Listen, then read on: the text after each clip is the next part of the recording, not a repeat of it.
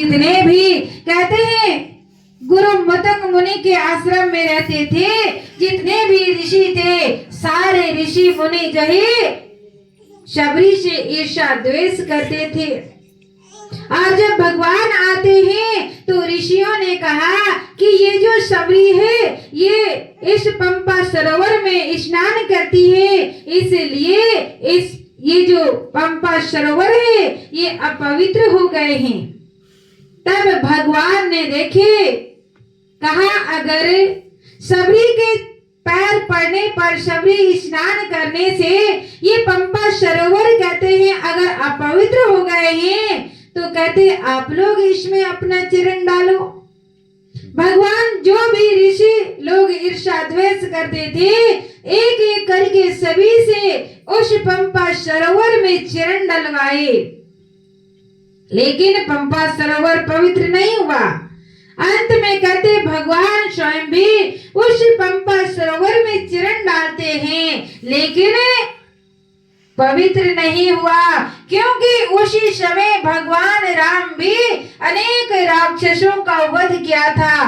तामसी गुण उनके अंदर भी भरा हुआ था, लेकिन जो माता शबरी थी उसके अंदर छल कपट ईर्ष्या द्वेष कुछ भी नहीं था। निस्वार्थ भाव से वो प्रभु के चरणों की सेवा करती थी। जब भगवान ने कहा कि शबरी तुम भी इस सरोवर में चरण डालो, शबरी कहती है कि प्रभु मैं तो अधम से भी अधम नारी और नारी में भी नीच जाति की हूँ, और उसमें से भी मैं तो मंद अनारी हूँ, मुझे कोई ज्ञान नहीं है, मुझे कोई ध्यान नहीं है, मैं पढ़ी लिखी नहीं हूँ, मैं तो एक गंवार हूँ और मैं कैसे डाल सकती हूँ। वो साफ इनकार कर देती है।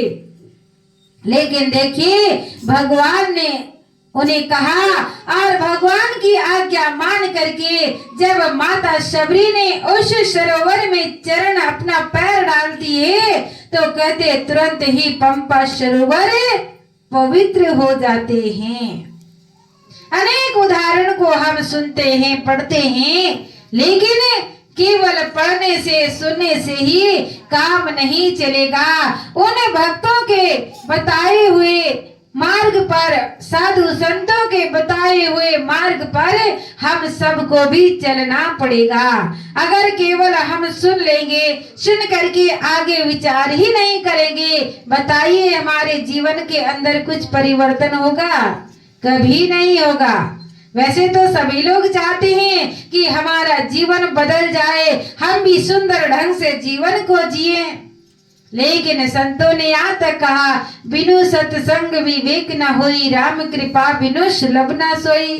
कि संतों ने तो कहा बिना सत्संग के विवेक नहीं आता है। आप लोग कहोगे हम तो बड़े सुंदर ढंग से जी रहे हैं, सुंदर सुंदर मकान बना रहे हैं, हमारे पास किसी चीज का कमी नहीं है, फिर कौन से विवेक की बात कर रहे हैं? ये तो कहा भौतिक जगत में हम कार्य कर रहे हैं, लेकिन वास्तव में उस प्रभु को जानने का विवेक तो सत्संग से ही आता है, और सत्संग भी बिना प्रभु कृपा से प्राप्त नहीं हो सकता है। आज सभी लोग उस भगवान को ढूंढना चाहते हैं, लेकिन हम कहाँ ढूंढ रहे हैं? हम केवल बाहरी जगत में दौड़ लगा रहे हैं। लेकिन अभी भजन के अंदर सुन रहे थे, तेरे घट के अंदर रहता आओ शरण निरंतर कहता, कि वो परम पिता परमात्मा तो हमारे घट के अंदर ही समाया हुआ है। हम सबको बाहरी जगत में भटकने के लिए नहीं कहते हैं, कहा हमें अंदर ही जाने के लिए कहते हैं, क्योंकि वो ईश्वर हमारे ही अंदर छिपा हुआ है। जिस प्रकार से कहा ज्यों तिल माही तेल है, ज्यों चकमक में आग, तेरा साही तुझ में है, जाग सके तो जाग। जैसे तिल के अंदर तेल छुपा हुआ है, लेकिन अगर हमें पूड़ी बनाना है या दाल छोकना है तो बताइए हम तिल डाल करके पूड़ी बना सकते हैं? नहीं। कहा उसके लिए हमें यत्न करना पड़ेगा, अनेक प्रकार के प्रयास से हम उसमें से तेल निकाल सकते हैं, तब जाकर हम पूड़ी बना सकते हैं। ऐसे ही कहा वो परम प्रभु भी तेरे अंदर छिपा हुआ है, लेकिन उसे ढूंढने के लिए, उसका बोध कराने के लिए हमें समय के सदगुरु महाराज के पास जाना पड़ेगा। क्योंकि जो समय के संत, जो अनुभवी संत होते हैं, वही हमें अपने अंदर उस ईश्वर का दीदार करा सकते हैं। बाकी संसार में भटका हुआ है, हम कहे हमें भगवान का दर्शन करा दो, कोई करा देगा? कभी नहीं। लेकिन जिसने जाना है वही उस ईश्वर को जना सकता है। आज सदगुरु महाराज इस घोर कलिकाल के अंदर आए हुए हैं और वही ज्ञान आज हम सभी को दे रहे हैं, जो ज्ञान भगवान श्री कृष्ण ने अर्जुन को दिया था, भगवान राम ने कहते हैं हनुमान जी को दिया था, अनेक भक्तों को दिया था। वही ज्ञान तो आज हमें भी मिला हुआ है, लेकिन हमने क्या किया? हमने ले करके रख दिया। अगर ले करके रख देंगे, हम उपयोग नहीं करेंगे, तो बताइए बढ़ता जाएगा? कभी नहीं। व्यक्ति बीमार है और डॉक्टर के पास जाकर के दवाई लेकर आएगा और दवाई लेकर के संदूक में रख दिया, कहे कि मैं स्वस्थ हो जाऊंगा, तो स्वस्थ हो जाएगा? कदापि नहीं। उसका सेवन करना पड़ेगा। इसी प्रकार से कहा, अगर हमने भी उस ज्ञान को जाना है तो उसका ध्यान, सुमरण, अभ्यास करना पड़ेगा। बिना अभ्यास किए कुछ हासिल नहीं हो सकता है। बीज हम खेत में बोते, सभी लोग आप जानते हो, किसान भाई हो। जब बीज खेत में बोते हैं, उसे भी सड़ना पड़ता है, गलना पड़ता है, तब जाकर के वो अंकुरित होता है, एक पौध के रूप में तैयार होता है, और फिर जब जाकर के हमें वो फल फूल अनाज देता है। ऐसे ही अगर कुछ अच्छी चीज प्राप्त करना है तो उसके लिए हमें भी तो कुर्बान करना पड़ेगा। अगर हमने तो कुर्बान किया ही नहीं और हम सोचते हमें फल प्राप्त हो जाए, तो बताइए फल मिलेगा? कदापि नहीं। उसके लिए हमें कर्म तो करना ही पड़ेगा। आज नहीं तो कल, कल नहीं तो परसों हमें भजन सुमरन तो करना पड़ेगा। अगर संसार रूपी भव सागर से पार जाना है तो, नहीं तो इसी लग 84 में हमें बार बार न जाने हम कितने जन्म लिए होंगे, किसी को पता है? किसी को नहीं पता। कितने बार कीट पतंगे के रूप में आए होंगे, पशु पक्षी जीव जंतु के रूप में आए, लेकिन हम 84 से पार नहीं हुए।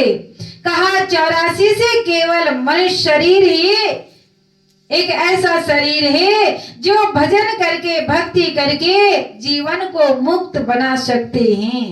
तो हमें भी देखिए, ये सुंदर मनुष्य का शरीर मिला हुआ है और ऐसे शरीर को पाकर भी हम संसार के भोगों में ही लगे रहेंगे, तो बताइए जीवन का कल्याण होगा? कदापि नहीं। कहा अगर वास्तव में हम समझ गए तो संत कहते हैं, अगर बात समझ जाए तो जरा सी, और अगर नहीं समझे तो लक 84। फिर तो भाई लक 84 में जाना ही पड़ेगा, फिर कोई हमें बचा नहीं सकता है। भगवान ही स्वयं क्यों ना प्रकट हो जाए, लेकिन स्वयं परमात्मा भी कुछ कर नहीं सकते हैं। इसीलिए देखिए, जो सुंदर समय मिला हुआ है उसका सदुपयोग करे। संसार के काम तो करना पड़ेगा। ये शरीर है, इसके लिए भी रोटी कपड़ा मकान सब कुछ चाहिए, लेकिन शरीर के लिए ही नहीं, हमारी जो आत्मा है इसके लिए भी तो हमें भजन भक्ति करना पड़ेगा। अगर भजन सुमरन नहीं किया तो हमारी जो आत्मा है इसका कल्याण नहीं होगा। देखिए, पहले जमाने में राजा महाराजा लोग भी जो है राज करते थे और राजपाट त्याग करने के बाद वो परमात्मा का ध्यान साधना किया करते थे जिससे जीवन का कल्याण हो। तो हम भी तो वही शरीर है, लेकिन हम आज क्या कहते हैं, हमारे पास तो समय नहीं है। अगर समय ना होता तो हम अपने घर के काम कैसे करते? हम अपने घर के काम भी तो करते हैं। सुबह शाम उठ करके नहाते धोते खाना खाते हैं और हम अपना कार्य करते हैं। 24 घंटा है हमारे लिए, उसमें से देखो 8 घंटा व्यक्ति सोता है और 8 घंटा दिन में काम करता है। फिर भी देखिए हमारे पास बहुत समय रहता है, फिर भी हमारे पास जो है इतना समय होता है कि हम 2 घंटा नहीं तो 1 घंटा तो हम भगवान का भजन कर ही सकते। अगर सुबह आधा घंटा शाम को आधा घंटा करेंगे इसमें कोई हर्जाना नहीं होगा, बल्कि हमारा काम और भी अच्छा होगा, क्योंकि हम भगवान का ध्यान करेंगे, परमात्मा हमारे अंग संग रहते हैं। भगवान स्वयं कहते हैं कि अगर तुम मेरे नाम में तो मैं तुम्हारे काम में, और अगर तुम अपने काम में रहोगे तो मैं भी अपने धाम में। फिर भगवान भी हमारे तरफ ध्यान नहीं देते। तो देखिए हमें सुंदर मौका मिला हुआ है। संत महात्मा लोगों का तो यही कहना है कि वास्तव में संसार के कर्म भी करे और इस मन को ईश्वर के चरणों में लगाए, तभी हमारा जीवन का कल्याण होगा। अभी देखिए आप लोगों ने शिवरात्रि का पर्व मनाया। शिवरात्रि का पर्व भी हमें यही दर्शाता है कि जो भगवान शंकर जिसका ध्यान साधना कर रहे हैं, उसी नाम का हमें भी ध्यान स्मरण करना चाहिए। अभी कुछ ही दिन बाद हम होली का पर्व मनाएंगे। होली का पर्व भी देखिए एक भक्ति की प्रहलाद की याद में ही हम होली पर्व को मनाते हैं। युग बीत गए लेकिन हम उस भक्त को कभी नहीं भूलते हैं, क्योंकि उन्होंने संसार के कर्तव्य को करते हुए मन को ईश्वर के चरणों में लगाया। आज हमारा मन जो है भगवान के चरणों में लगता नहीं, बाकी संसार में बड़े आसानी से लगता है।